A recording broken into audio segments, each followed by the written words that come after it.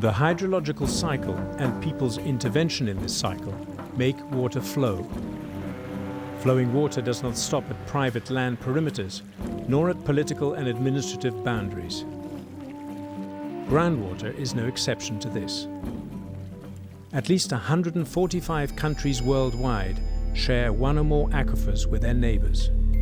These are called transboundary aquifers. Groundwater interventions in such aquifers at one side of the border may result in groundwater changes on the other side.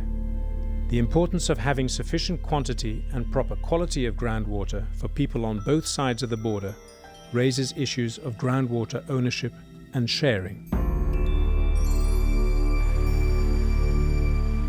Groundwater-related tensions occur when the resource is scarce. Tensions rise even more easily when access and control over the resource are inequitably distributed over the various users. The ongoing civil conflict in parts of northern Kenya and Uganda is illustrative. Droughts in this arid region have diminished the groundwater availability dramatically in the last decade. Various groups compete over the scarce resources. It has triggered outbreaks of violence between them. Internationally, Israel, Jordan and the Palestine Authority are debating the management of scarce water resources.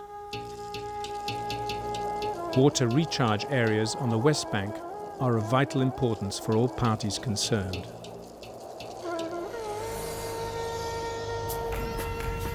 Fortunately, cases where people find cooperative solutions for sharing scarce groundwater resources outnumber the cases of disputes and conflicts.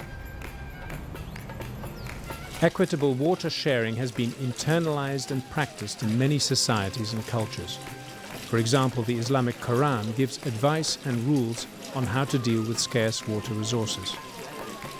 In Gujarat, India, groundwater trading developed between farmers who still have access to groundwater and those left waterless after a dramatic decline in groundwater. Instead of starting a conflict, people chose a mechanism of cooperation to deal with the scarcity. Since the late 1990s, the realization that many aquifers cross international boundaries has raised interest in the issue of transboundary aquifer management. International and regional organizations have forged cooperation between countries on transboundary aquifers, usually starting with inventories of these aquifers. Initiatives such as UNESCO's Program on Internationally Shared Aquifer Resource Management, or ISARM, strongly support this new development.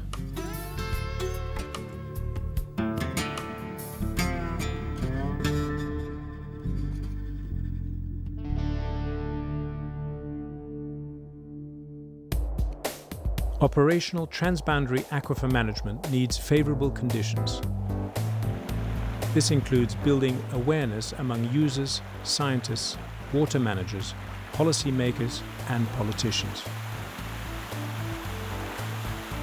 Secondly, diagnostic analysis of shared aquifers helps decide whether or not there's sufficient reason and motivation for developing management plans.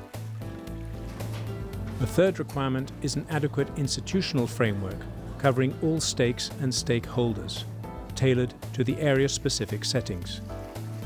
Finally, an enabling environment with sufficient political support and funding. Collecting, analyzing, and especially sharing of data, information, and knowledge are of paramount importance in all these steps in the evolution of transboundary aquifer management. We've only just begun.